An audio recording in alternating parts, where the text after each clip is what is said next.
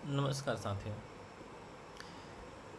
चर्चा का विषय इस बार ये था कि दो मुद्दे बहुत प्रासंगिक हैं आज के समय में। एक बिहार में एसआईआर का मुद्दा, जो मुख्य विपक्षी राजनीतिक दलों के लिए एक बहुत बड़ा मुद्दा बना हुआ है, और दूसरा उच्चतम न्यायालय का राहुल गांधी पर किया हुआ कमेंट।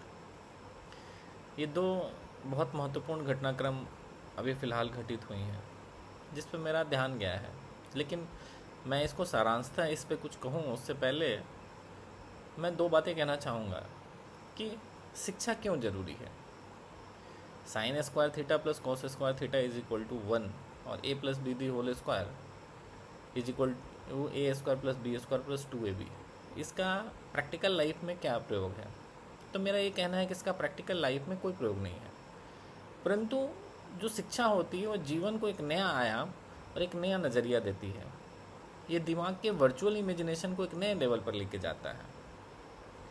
समाजवाद और बाबा साहब अम्बेडकर के फॉलोअर्स जो लोग भी हैं, वो एक बात तो तय है कि वो बाबा साहब की रात दिन दुहाई तो देते हैं, लेकिन वो भूल जाते हैं कि उन्हीं का एक स्टेटमेंट है कि शिक्षा शेरनी का दूध है, जो पिएगा वो दहाड़ेगा। सरल शब्दों में अगर शिक्षा की महत्ता के निहितार्थ को समझा जाए तो यह एक संयमित, सदाचारी और नीतिचारी व्यक्तित्व के पुरोधा बनने के लिए आवश्यक सामग्री है, जो बेसिक मटेरियल है। लेकिन अब ये कहना है कि ये सही भी है कि 9वीं फेल या 10वीं फेल होने का या शिक्षा पूर्ण शिक्षा प्राप्त नहीं होने का आम जीवन या राजनीतिक जीवन में कोई फ़र्क नहीं पड़ता है। पर राजा का बेटा राजा बनेगा की तर्ज पर अगर लोकतांत्रिक प्रजातंत्र के मूल्यों का इस तरह चिरहरण किया जाए, जो भारतीय राजनीति में होता आया है, तो यहाँ जो भारतीय राजनीतिक में जो क्षेत्रीय दल हैं, जो राजनीतिक दल हैं, वो एक प्राइवेट लिमिटेड कंपनी की तरह काम करते हैं। जिस तरह अंबानी का लड़का अंबानी के साम्राज्य का मालिक होगा, मतलब नोन है वो, उसी तरह से जो प्राइवेट पॉलिटिकल पार्टीज़ हैं उनके साथ क्या है कि उन्हीं के लड़के, उन्हीं के रिश्तेदार एमपी भी बनेंगे, एमएलए भी बनेंगे, मिनिस्टर भी वही बनेंगे, चीफ मिनिस्टर भी वही बनेंगे, डिप्टी सीएम वही बनेंगे, सीएम वही बनेंगे। यानी सब राजाओं के बेटों में ही नसीब होगा। भले ही वे समाजवाद की बातें तो कर रहे हैं, पर उनका समाजवाद परिवार के चौखट पर आकर दम तोड़ देता है। वोट उनको जाति के नाम पर चाहिए, पर जाति की लड़की से शादी होगी तो घर से भगा दी जाएगी।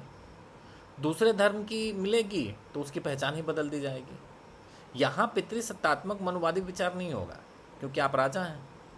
खैर, विषयांतर होने के लिए खेद है, परंतु मेरा जो अपना मानना है कि शिक्षा इसलिए ज़रूरी है क्योंकि वो कॉमन सेंस को डेवलप करती है, और यह कॉमन सेंस बहुत इंपॉर्टेंट है, क्योंकि everything is common but common sense is not common. तो शिक्षा इसलिए ज़रूरी है क्योंकि जब आप शिक्षित होते हैं तो कोई भी स्टेटमेंट देने के पहले, कोई भी कार्य करने के पहले एक बार उसको आप फैक्ट चेक करते हैं उसका। अब बिहार में जो एसआईआर का मुद्दा था बहुत इंपॉर्टेंट मुद्दा था, और पहली बार मेरा ऐसा मानना था कि चुनाव आयोग राजनीतिक दलों के ग्रिप में आ रहा था। एसआईआर को, बिहार जैसे सेंसिटिव स्टेट में एसआईआर को इतनी जल्दीबाजी में किया जाना, और पहले कहा जाना कि 4.5 लाख लोगों का नाम कटेगा और अंत तक 65 लाख लोगों के नाम कटने तक की बातें आ रही हैं, तो ये बहुत महत्वपूर्ण मुद्दा था। लेकिन तेजस्वी यादव का एक स्टेटमेंट कि मेरा वोटर आइडेंटिटी कार्ड कैंसिल हो गया है या मेरा नाम काट दिया गया है या उनका वोटर आइडेंटिटी कार्ड जो सर्च कर रहे हैं वो नहीं मिल रहा है, ये इसने उस पूरे एसआईआर के मुद्दे की हवा निकाल दी। क्योंकि जो सबसे प्रखर विरोधी थे एसआईआर के, उन्हीं के पास ये एलिगेशन लग रहा है कि उनके पास 2-2 वोटर आईडी कार्ड है। तो ऐसी परिस्थिति में अगर आपके पास 2-2 वोटर आईडी कार्ड हैं तो फिर चुनाव आयोग सही है, क्योंकि वो तो यही कह रहा है कि भाई जो 2-2 वोटर आईडी कार्ड हैं, जो लोग मर चुके हैं या जो लोग परमानेंट बिहार को छोड़ चुके हैं, हम उनको सिर्फ हटा रहे हैं। तो इस पूरी प्रक्रिया ने, सिर्फ तेजस्वी यादव के एक बयान ने उस पूरी एसआईआर के खिलाफ जो मुहिम थी उसकी हवा निकाल दी, और यह साबित हो गया कि चुनाव आयोग जो कर रहा है वो सही कर रहा है। और इसका इम्पैक्ट सिर्फ बिहार तक ही सीमित नहीं है, इसका इम्पैक्ट फिर वेस्ट बंगाल तक होगा, चूँकि वेस्ट बंगाल में भी चुनाव होने हैं। यानी चुनाव आयोग जो ये दावा कर रहा है कि एसआईआर के पीछे की जो भावना है वो एक स्वस्थ लोकतांत्रिक व्यवस्था और स्वस्थ चुनावों को करने की एक रणनीति के तहत एसआईआर की जा रही है, और इसके खिलाफ राजनीतिक दलों ने एक पूरा जो माहौल बनाया हुआ था, वो पूरा माहौल सिर्फ एक गलती से छिड़ पड़ गया। मैं खुद एसआईआर का विरोधी हूँ। मुझे भी लगता था 2 महीने के अंदर इतना बड़ा ट्रायल नहीं करना चाहिए, और इतना बड़ा ड्राइव हो रहा है बिहार जैसे स्टेट में जहाँ अभी आधा बिहार सूखा हुआ है, आधा बाढ़ की चपेट में है। तो वैसी परिस्थिति में चूँकि और भी है क्या कि बिहार में जो हैं वो ज़्यादातर जो हैं मजदूर हैं जो बाहर रह रहे हैं, तो ये फेस्टिवल के टाइम्स में अगर होता तो सारे मजदूर या जो लोग भी प्रवासी बिहार के लोग हैं वो घर पे आए हुए होते, तो उनके लिए ये प्रक्रिया ज़्यादा सुलभ होती और ज़्यादा आसान होती। तो मैं खुद इसका विरोधी हूँ कि ऐसा नहीं होना चाहिए था। चुनाव आयोग को इतनी तेज़ी में यह ड्राइव नहीं करनी चाहिए थी, लेकिन चुनाव आयोग ने किया, क्योंकि वो भी एक लोकतांत्रिक व्यवस्था है, उसका वो हिस्सा है। लेकिन जो विपक्षी पार्टियां जो मुद्दे उठा रही थी वो मुद्दे जायज़ थे। हालांकि उसमें भी कुछ लोचा था कि चलो अगर 65 लाख वोट ही कटे तो विपक्षी दलों को ही कैसे पता है कि 65 लाख वोटर जो कटे हैं जिनका नाम, वो उनके वोटर हैं। वो तो सबके वोटर है भाई। मान लो अगर बिहार के टोटल जो वोटर हैं वो 5 करोड़ हैं, 50 लाख वोटर का नाम कट गया तो 4.5 करोड़ डिसाइड करेंगे कि भाई 4.5 करोड़ लोग एक सरकार को डिसाइड करेंगे कि किस पार्टी की सरकार आएगी। तो जो 50 लाख लोगों का नाम कटा, वो ये कंफर्म तो नहीं है कि वो पक्ष के थे या विपक्ष के थे, वो भाजपा के वोटर थे, वो जदयू के वोटर थे, वो राष्ट्रीय जनता दल के वोटर थे, या वो मार्क्सवादी कम्युनिस्ट पार्टी के वोटर थे, या वो कांग्रेस के वोटर थे, या और भी क्षेत्रीय दल इतने सारे हैं। तो ये कहना कि उनका वोटर कट जाने से फिर सरकार पे उसका इम्पैक्ट आएगा, उस तरह की कोई बात नहीं होगी, क्योंकि ओवरऑल जो 4.5 करोड़ लोग हैं वो काफ़ी हैं सरकार बनाने के लिए, और अगर किसी ने गलती किया तो उसको दंड देने के लिए भी वो काफ़ी लोग हैं।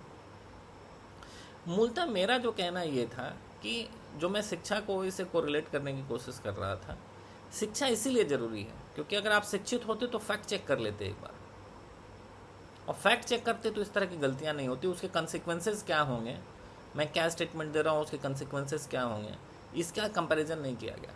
अगर इसकी कंपैरिजन कर ली होती तो एसआईआर का मुद्दा बहुत बड़ा मुद्दा था। चुनाव हारने के बाद भी वो जीतने का एक माध्यम बन सकता था। वो हम लोग के यहाँ फिल्मों का डायलॉग है कि हार कर जो जीता वो सिकंदर हो जाता है, ये सिकंदर कहलाता है, हार कर जीतने वाले को सिकंदर कहते हैं।